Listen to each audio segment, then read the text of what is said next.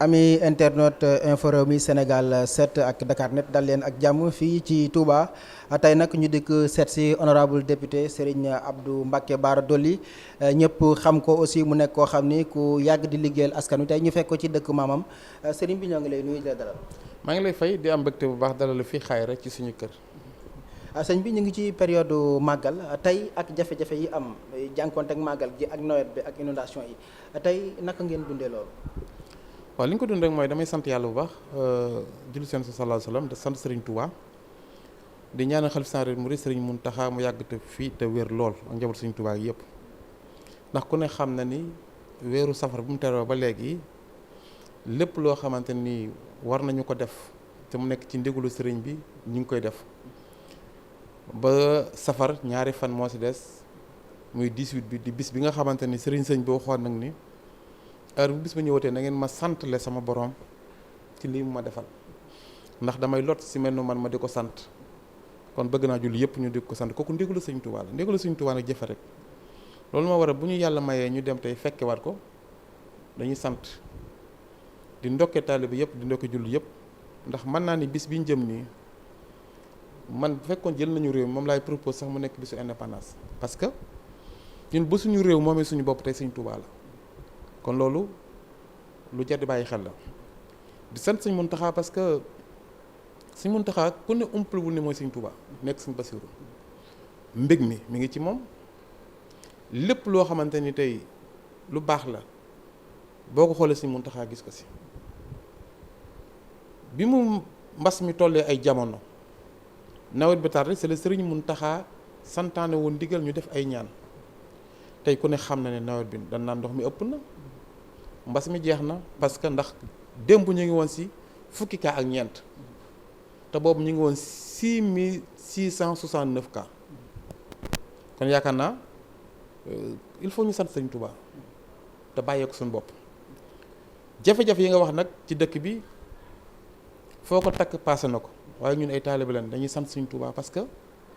bu nu amee Sëñ Tuubaa ñàkkuñu dara waaye di metti lu coono bi nga xamante ni askan waa ngi koy dund di ko jànkonteel tey ku màggal si Tuubaa rek xam nga ne am na ay jafe-jafe yoo xamante ni yaa ngi ko gis yoo xam ne defloo gisoo ko woon ci mbirum yoon yi ndox mi te liy dagg manqué ndox gi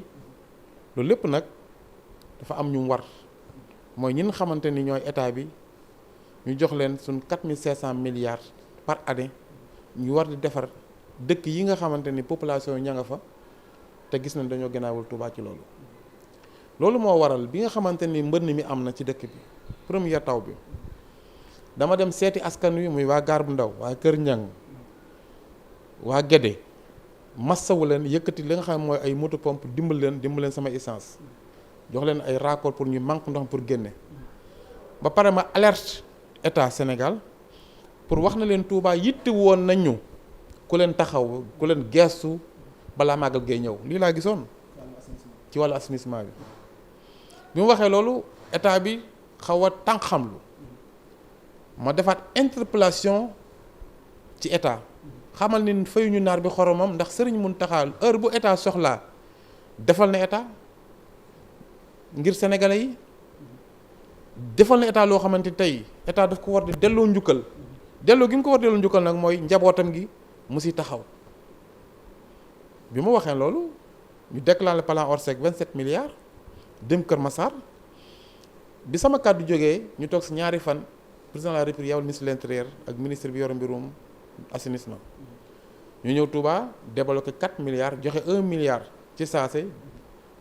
war a jox 3 milliards après màggal pour ñu defar conduite bi jógee Kër Ñang dem Darou Rahman dem Pofti kon loolu ñu ngi sant yàlla ndax damaa yor kaddu askanu Touba ndax man la ñu tànn te man maay un seul député boo xam ni maa ngi ci seen côté ndax député opposition bi juróomi député lañu député au pouvoir bi ne fii nekk ñaari député ñoom ay conseillers ñu bokk ci ñoom am ay directeurs yu bokk ci ñoom ci nguur gi mais seet nañu heure boo xamante ni taxawaay war na am mel ni man la ñuy gis ñoom ñoo ko wax ba démb émission yi def wax nañ ko ci kon damay sant yàlla bi ma xiiree ci kanamu askan wi may wàcc ci ñoom état bi def loolu te loolu tamit war nañ ko jàngat wax ci ab war na ci lu leer parce que dañoo jëm si màggal moo tax mënugu ñoo wax mais marché boobu ñu joxee nga xamante ni débloqué nañ 4 milliards ki ko liggéey yoon mi ngi ko liggéeyaroon 1 milliard 200 kon kooku war nañu seet lan moo tax ñoom ñu augmenté ko def ko 4 milliards loolu jaaruwul ba pare ñu def ko merce gré à gré boo xamante ni malgré que soxla nañu waaye waroon na am fu mu jaar beneen bi mooy tey jii may wax ak yow li ñu ne dañuy manque ndox yi tey boo jaar si tëli yi gis nga dagg-dagg yi fa nekk mënoon nañoo manque ndox yi ba pare sotti fa loo xamante ni du am ay kàmb bu màggal gi jeexee ñu jéem a xool nan la ñuy defar tëli yooyu noonu mais vraiment taxawaay boobu des na ndox mi tamit yaa ngi gis tey boo jëlee côté forage bi jëm yoonu Darou Moussi ñi ngi wax ni pompe ba dafa panne courant ba coupé tam waroon am groupe boo xam ni da koy alimenté kooku dafay indi manque ndox loolu tamit war nañ see taxaw am na daal benn diagnostic boo xamante ni Touba war nañ koo def ñun doomu Touba yi xool nan la ñu mën a seeree soxlaay Touba ak bëgg-bëgg Touba di jëm si mbirum assainissement ak ndox ak yi nga xam ne mooy defaraat yoon yi ngir ñu am suñu indépendance ndax bu ñu yaakaaree état bi rek duñ ko def.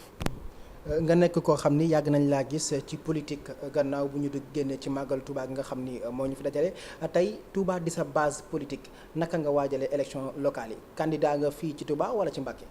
Touba moom waa Touba ñoo bëggal seen bopp porte ma nekk seen candidat conseil département bu Mbacké commune Touba sëriñ bi moo koy joxe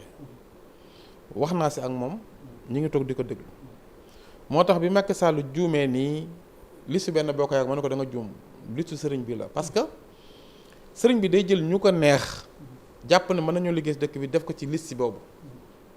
du am contre loolu moo tax du liste benn boo ko yaakaar kon commune Touba ci moomeelu sëriñ bi lay nekk mais nekkul ci moomeelu benn boo ko yaakaar kon njuumte yooyu ñuy juumloo Macky Sall baaxul parce que dafa xam wala muy bañ a xam wala muy tay taylu loolu rek moo ci am mais wér na ni Touba commune bi sëñ bee ko moom mooy tànn ku ko neex ni kii mooy nekk ci kaw tànn ay conseillers conseil yi bañ na ko fa sax ba am jigéen du am jigéen xam nga kooku c'est spécial mais moom wax na ko neen Touba c'est spécial oui c'est spécial parce que Touba titre foncier jàmbur la ñi ngi koy xaar kay ci lem waxoon ni Touba da koy def statut spécial bi mu nekkee Kaolack bi muy def conseil des ministres waxoon na ko ñu ngi koy xaar ci loolu ndax soxla nañu ko ñu ngi koy xaar ci aéroport bi mu déggee woon soxla nañu ko ñu ngi koy xaar ci centre commercial bi mu déggee woon ba léegi nii ñëwagul soxla nañu ko ñu ngi koy xaar centre électrique bi nga xamante ni waxoon na ko ba léegi nii gisaguñ ko yaakaar naa ni loolu lépp ay digal yoo xamante ni li ko dese bareetul ndax 2024 dafay quitté ñaari at ak genn wàll moo ko des kon yaakaar naa loolu war naa mën a profité même bu ko mënta àggal tamit mu teg xeer bi pour que ñu mën ko àggale ñun bu ñu gagné réew mi à 2024. bon li nga xamante ni moom laa wax ci mbirum politique comme dañoo ne si màggal dañ si wax tuuti rek mooy ku ne xam na ni Touba dafa am nu muy doxee ndax ñi fi dëkk population bi li leen ñor mooy Serigne Touba ak ku nekk seen wet te loolu gis nañ ko si ñun ndax heure bu ñu soxlaa bu ñu laajee ñu jox ñu ñun de mënul leen a fay parce que dañ leen amee njukkal moo tax heure boo xëyee gis ma ci soxlaay waa Touba heure boo ma dee dégg ci soxlaay waa Touba ndax waa Touba ñoo ma ko jay ñoo ma ko jariñ moo tax incha allah dinaa nekk candidat conseil département moo xam ci coalition bi ngay dégg ñu ànd ko waa PDS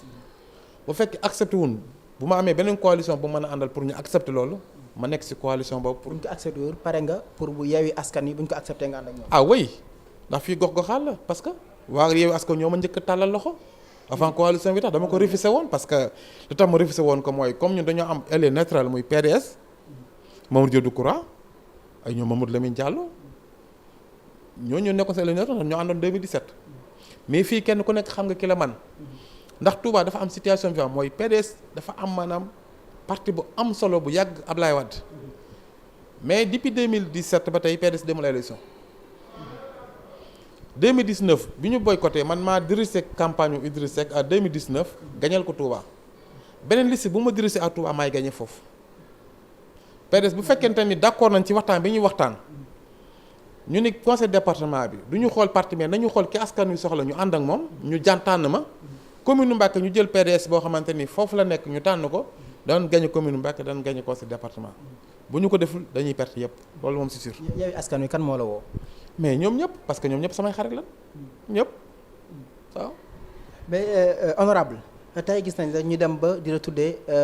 le député de l'année ndax sa xeex booy xeex biir assemblée nationale ak xeex booy xeexal askan wi mais jamono ji gis nañ assemblée nationale li ko secoué mu di mbirum passeport diplomatique ñi ciy tuumaal ñenn ci sa ay collègues loolu ban commentaire nga ciy def. waaw xam nga liggéey rek moo am solo ndax ci histoire Sénégal ñu ngi doog a jox ku sant Mbàkke raaya boobu noonu le meilleur député de l'année man ñu ngi koy doog a jox ku sant Mbàkke waxuma ko sant Mbàkke mais ku dëkk ci région Diourbel sax mi ngi koy doog a am moo tax bi ma ko joxee ma jël ko jëbal ko Sëñ Tuubaa Sëñ Muntaxa mu rafetlu ko lool daal ni ma sab liggéey Sëñ Tuubaa nangu na ko loolu moom wax na ma ko ndax Sëñ Muntaxa day sama waajur ñu joxoon ma ko mu yóbbu ma Daaru Minam Saloum maa muy kenn si man may kenn si moom muy sama sëriñ moo tax loolu sant si yàlla la li nga wax si assemblée nationale ku ne xam nañ temps yu coow li bari na ndax am na suñuy collègues députés yoo xam ñu ngi leen di tuumaal ci mbirum falsification de passeport diplomatique mais may leeral ni passeport diplomatique kenn mënu ko fals mais dossiers yi ñuy defar la ñuy fals dossiers yi nag ñoom ni ba dégg ni noonu lañ ko defee dafa nekk lu ñaaw loo xam ne dafa yàq deru assemblée nationale ndax assemblée nationale ci 13e législature bi ku ne xam ne am na fi ñetti scandale yu garaaw yoo xam ne ñu ngi ko tuumaal député yi bu njëkk bi mooy affaire faux billets beneen bi mooy affaire viol beneen bi tey mooy affaire faux passeport loolu nag il faut que ñu def ci enquête leeral ko ndax dafa yàq deru Sénégal mais dafa yàq deru Assemblée nationale ndax diplomate bi nga xamante ne Macky Sall toog na ci réew mi en 2012 dafa éliminer passeport diplomatique ndax jàpp na ni bari gu bari woon ñu dem ba 2019 moom mu yoxe passeport yokkaat ko pour que bañ a gagné élection 2019 bi mu gagné élection 2019 xam ne li mu joxe ëpp na mu éliminer waat passeport yooyu indi passeport yu ci xonq yi kon tey bu ko éliminer ñu gis ni ma am na ay fals yoo xamante mi ngi ci am yaakaar naa ne war nañoo xoolaat ak taxawaay ak jàngar boo xamante ni war nañ ko am ci mbir moomu comme nag mi ngi ci loxol yoon war na ko indi Assemblée nationale ndax dañuy xaar procureur général yónnee ko ministre de la justice yónnee ko Assemblée nationale jébbal ñu ko ñun commission bi nga xamante ni man maay vice président bi commission loi ñu def commission ad hoc pour que ñu dindi seen mbalaanu kiiraay au plénière. ñu jàpp ñoom seen mbalaanu kiiraay moom sax amul parparloo ndax gis naa ne Ousmane Sonko bi ñu ko tuumaalee wàllum viol ñu patamee dossier bi en une semaine ñu lever immunité parlementaire. waaw xam nga mënuma wax ni parparloo am na mais li ma mën a wax daal mooy yeex na ndax tey bu fekkente ne dossier bi ñëw na assemblée buñ si def lu ñu ci war def su booba mën ngeen di wax ni assemblée ñoo ko téye mais dossier ba fi may waxee li ma mujj dégg mooy accès gul si table assemblée nationale kon yéexagul si assemblée bu ñëwee assemblée tamit ñaari possibilité moo am ku ne xam na ne assemblée mi ngi ci vacances fii ba le 30 octobre assemblée du ubbi président de la république mi nga xamante ni moom la constitution bi may moom rek moo mën a def décret pour ñu def section extraordinaire wala député yi nga xamante ne ñoo bokk maanaam benn bokk yaakaar am lim bi nga xamante ni moom la règlement intérieur assemblée nationale may ngir ñu mën a saisir assemblée pour ñu def section extraordinaire ñaari yoon kese moo mën a am mais ñun opposition bi mënuñu saisir assemblée nationale ndax amuñu nombre de députés yi nga xamante ni moom la assemblée wax ni député ñoo koy mën a am signature yooyu pour demande assemblée ñu def section extraordinaire ngir càmbar benn dossier amuñu sañ-sañ boobu président la constitution may règlement intérieur moom la ko député yooyu may ñoom nag ñoom ñoo yor seen cëggul guy bu leen neexoon semaine bi mën nañ si woote mën nañ si daje waxtaan pour bu ñu waree din seen mbalaanu kiraay si kaw bu ñu jotee dossier bi loolu moom mooy li nga xam ne moom laa ci xam. honorable dëkk bi léegi kenn wóolootul kenn seen benn naataango boo xam ne député la woon mu di Seydina Fall Bougazelli moom itam doon nañ ko tuumaal ci wàllum faux billets ba ñu may ko liberté provisoire am na yenn benn vidéo sax bu ko gën a incriminé dugal ko ba mu naan sax wuy yàqu naa loolu moom ak données à caractère personnel yi ñuy publier loolu noo ko gisee. waaw damay ñaawlu loolu xam nga nit ko amul njaboot waruloo wax dëgg yàlla ñu lay génnal yenn yi ndax kenn ku nekk am na looy def di ko nëbb lu mu mën di doon nag ndax doomu aadama kese la boo gisee yàlla subhanahu wa taala sàkk guddi ak bëccëg sutura la si jublu ndax la nit ñi def guddi bu neexoon yàlla mu gën a jant ñëpp gisandoo ko kon su boobaa musiba day am kon yu mel noonu dama koy ñaawlu ndax vidéo boobu vraiment bi ma ko gisee man ni ma xamee Sidina Fall nekk taalibe Serigne Touba nekk sama xarit aussi sama xarit la ndax dañoo bokk lenn muy Serigne Touba te mën ñu ko séddoo malgré que bokkuñu politique mi ngi ci Benno Bokk Yaakaar mi ngi ci APR man maa ngi ci bokk gis-gis opposition mais sama xarit la ndax xarit ak nit bokkul ak affaire parti loolu sax soo ko moom laay wax askan ñu du ko xam te moom moo ko sàkku si man ginnaaw bu mu amee ngërëmu Serigne Sall la ñëw ne ma yéenay Serigne Touba fii ci ensemble si ñun bëggoon nañ jaxasee ak yéen pour may dal seen kaw waaye du ma ko def ndax daanaa ko def si yeneen député yi xam nga ni ko la wax loolu da nga koy mën jàpp rek ni ab taalibe loolu moo waral bi mu ko dalee mettlu naa ko trop muy problème boobu noonu yoon def na liggéeyam bàyyi nañ ko liberté provisoire am na lu génnaat li génnaat nag li ko génn lan war a càmb lu mu doon moo gisee àddina nit ki kenn wóolatul kenn lu mel noonu rek moo tax parce que nit ki sax mën ngay wax téléphone ak nit mu arrêté la nit mën ngay wax whatsapp ñu tasaare ko te yooyu dafa nekk yoo xamante ni lu ñaaw la jikko yi lan war defar Sénégal jikko yi ñoo yàqu jikko yooyu nag kenn ku nekk war nga xool sa bopp sa jikko ak sa jikko njaboot bala nga defar jikko yi si mbedd yi da nga defar jikko yi si biir kër gi kon loolu moom lu garaaw la bu fekkente ni mbir mu war a yóbbu ensemble ndax loolu woote nañ ko assemblée ba pare pour données personnelles nit ki kenn waru ko maanaam génneel yenn yi kooku wat nañ ko am na maanaam benn bànqaas boo xam moom lañ dénk yu mel noonu mu di ko saytu bu loolu mel noonu amee nit ki nga xam moom lañ génneel yooyu am na sañ-sañ dem def plainte foofu noonu bu ko defee ñu topp ñooñu si yoon parce que ñu fa nekk ñaar dossiers yoo xam ne bokkul dossier bee defoon na ba jàpp ko dossier bi nag dañ koo génne te waruñu ko génne loolu mooy ñaari dossiers yu bokkul la ñu gën laa xam ci xeexal askan wi ñeneen aussi ñuy xeexal askan wi di ñenn ñu bokk ci mouvement Y'en a marre di Kilifeu ak Simon ñoom itam ñu leen tudd ba tey ci wàllum passeport diplomatique ba tey jii ñu ngi ci ginnaaw baro yi loolu noo ko gisee. waaw ni ma gisee mooy citoyen yëpp lañ war a yemale parce que bu ñu tuumaalee ñii si lii tuumaal ñii si lii mais dañoo war a ñu yemale ñoom ñëpp parce que ñii ay citoyen lan jaxasoo ak ñoom vraiment mais xam naa ni. ay nit la yoo xamante ni parce que bokk nañ si lu dal réew mi si coono tey ñoom la ndax ñoom ñoo fa doon taf Ablaye Wade dëmm di jaxase askan wi ak Ablaye Wade 2012 wàcc si mbedd yi ba Macky Sall fekki woon leen tey nag yéenewul leen li leen dal mais ñun man li may def mooy man dama si maanu parce que comme man wax dëgg yàlla bokkuma ak ñoom li may défendre bokkul ak ñoom li ñuy défendre li leen dal yàlla ko yàlla teggi loolu laa leen sax la mu laan si ñaanal. am na ñenn sax ñu jàpp ni rek. loxoom nguur gi da cee laale ndax yow xalaatoo loolu. waaw xam nga nguur gi moom képp ku mu bëgg a faagaagal dana ko def ndax moo yor doole yi moom la ko yàlla dénk boo àndut ak moom kon nit ko àndoo nguur ngay xeex nguur da ngay moytu di def yoo xamante nguur dana si mën a fitnaal loolu c'est très importance ndax nit ki mënoo koy contre pour daane nguuram nga def lenn loo xamante ni wala mu jàpp ni def nga loo xamante ni mën na la see sukkandiku ba téye la ba ditoo def luy daane nguuram mais ku mu doon yow moom ngay defa voilà nguur sa nguur la opposition la ñeneen la képp koo xam jël nga sa initiative nga ni kat yow damay contre fexeel yow ba la ngay contre ñu bañ li saa gis loolu rek laa ci wax. ñu tëj xam naa waxtu yi ñu may sax xam naa ni gudd na sax sàcc nañ ci lu bëri waaye mënuma aborder ak yow lu jëm ci politique te laalu ma troisième mandat ndax gis nañ ne ñenn ñoo xam daal dañoo jàpp ni li tax PDS tekki tekkaaral dafa commencé am na muy mbuxum ak réew mi ki nga xam ne moo jiite réew mi di président Macky Sall ndax jàpp nga ni rek pour troisième mandat bi ngir ñoom PDS ak yenn ci parti politique yi allié ak pouvoir bi moo tax ñuy def noonu. waaw loolu la ma siy wax rek mooy troisième mandat moom du am. parce que Macky Sall si boppam wax na leen ni leen troisième mandat du ko def nit nag bu fekkente ne wax na ay waxam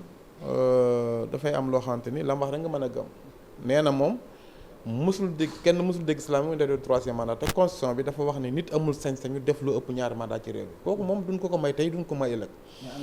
ñeneen ñi nag bu fekkente ni waa PDS la suñuy naatu ngolan vraiment ñu ngi rendre hommage président Abdoulaye Wade lu nekk lañ ko mën a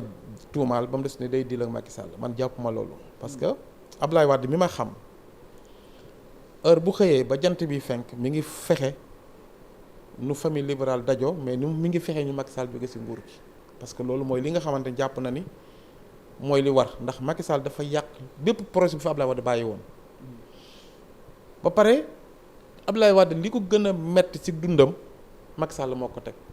waaw parce que moo ko fitnaal nangu ay këram jiñ ko sàcc tëj doomam génn ko réew mi kooku nit ku la ko def ba kare ngay sàngoo suuf da nga ko jàpp sa xol metti na trop loolu moo tax démb ma wax xalif général des mourides ñu ko nag président Abdoulaye Wade dafa jot ma ngi ma am 95 ans màgget am lu dul benn doom jot na aussi jaaru na mu wax Macky Sall mu bàyyi Karim Wade mu ñibbisi pour mën a bokk ci élection yi. loolu wax naa ko xalifa général des mourides. xalifa général des mourides nee na ñu dalal suñu xel mi ngi ci. loolu nag dañuy jàpp ni mi ngi ci googu noonu dana wax ak Macky Sall bu session assemblée sax ubbee ñu jéem a xool nan la ñuy def ba seetal Karim Wade mu mën a ñibbisi ndax suñu grand frère la. te kenn tuumaalu ko ni dafa détourné xaalisu réew mi. enregistrement illicite la nga ko wax enregistrement illicite nekk na bànqaas boo xamante ne ni tey si benn maanaam tey juridiction internationale reconnaître ko yaakaar naa loolu pour ñu seetal ko war naa mën a yomb. loolu nag waxtaan lay aje bon man jàpp naa ne ñu ngi si waxtaan bi ndax boo gisee président Pape Diop sax am na lu mu junj xalifa ni ko président Abdoulaye Wade yóbbante na ma ci yow ndax fa laa jógee bu lii jàllee dinaa ñëw ñu waxtaan si waxtaan bi yëpp mooy jàmm réew mi ndax Abdoulaye Wade loolu la bëgg mais daal xam naa ni ñun li ñu ko mën a jàppale en tant que doomam suñu frère Abdoulaye Karim Meïssa Wade ñu def pourtant fexe ba mu ñëw ci réew mi ndax bu ñëwee ci réew mi kat xolu murid dana gën a sedd xolu Abdoulaye Wade dana gën a sedd te loolu ñun loolu doon ko waral parce que daf ñu ko ji ndax Abdoulaye Wade suñu waajur la te magum taalibe la tey bu Touba titre foncier bu yokkoo Abdoulaye Wade moo ko def bu forage si bare Abdoulaye Wade moo ko fa def Abdoulaye Wade li mu fi def si ay réalisation kenn xamul nu mu toll kon yaakaar naa kooku tey waatu waruñu ko sàggane moo tax bi sëriñ bi yëgee ni délégation président Abdoulaye Wade président Pape Diop moo ko jiit ñi ngi ñëw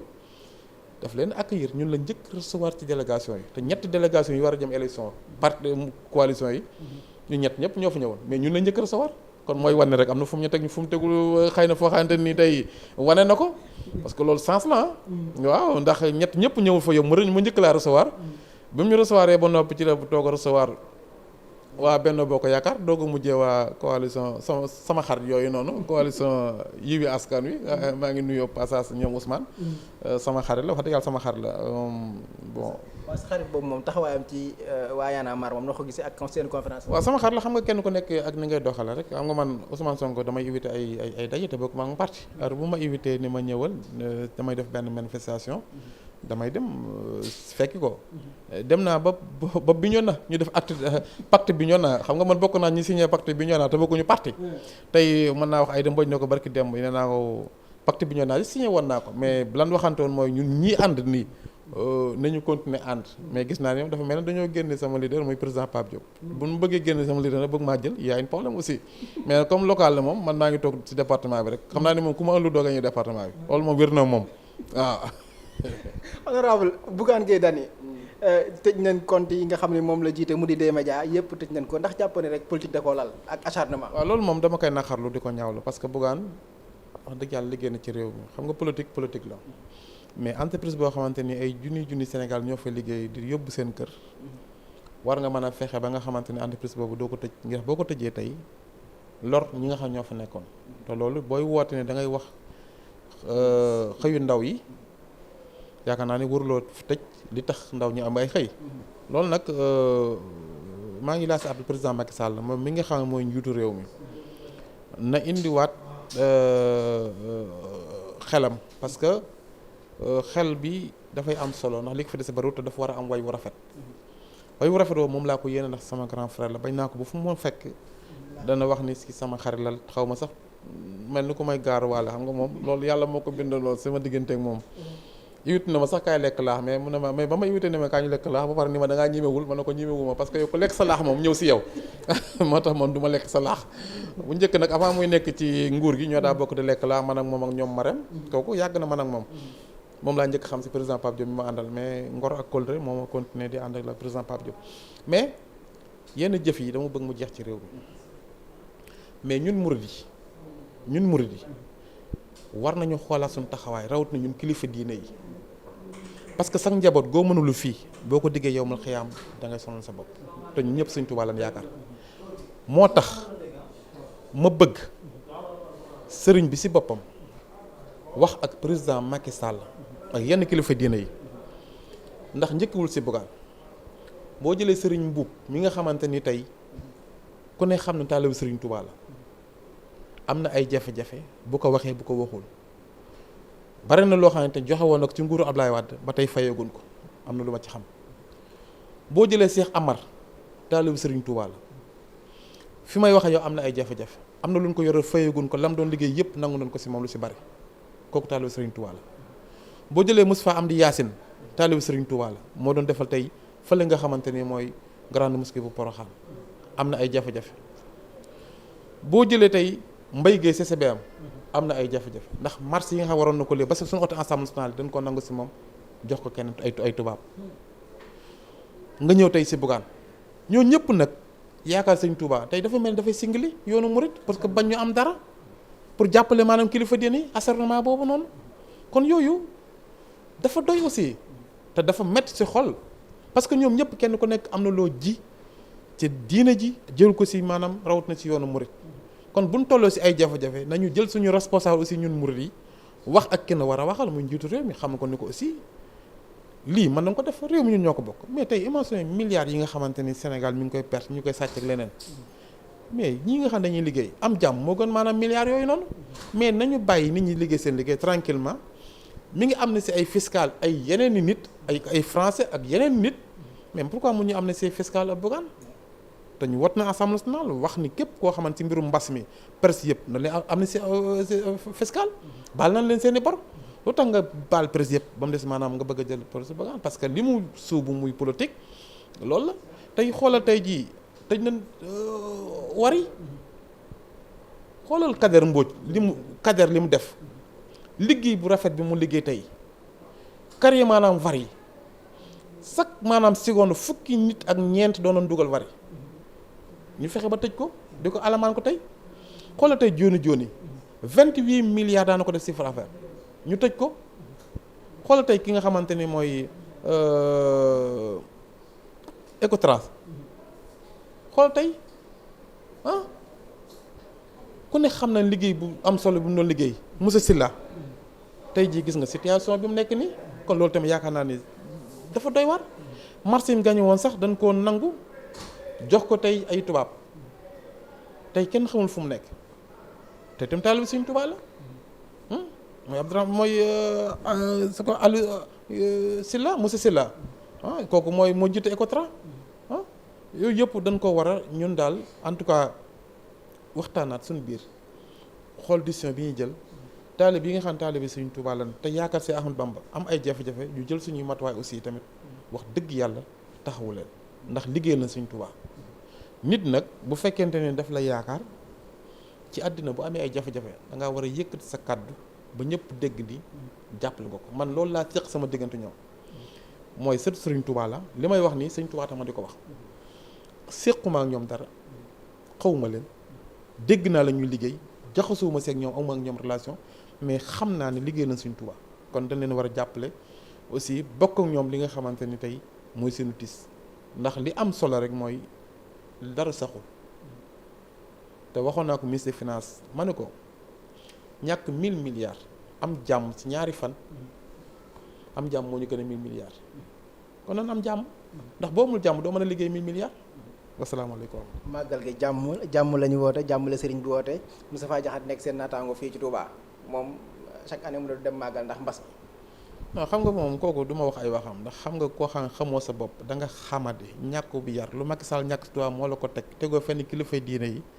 wax yonent bi salaam ne ay waajuram say waajur ñoo ko gën kooku ay waxam jurul wax ndax génn na boppam sax ci yoon bi wasalaam.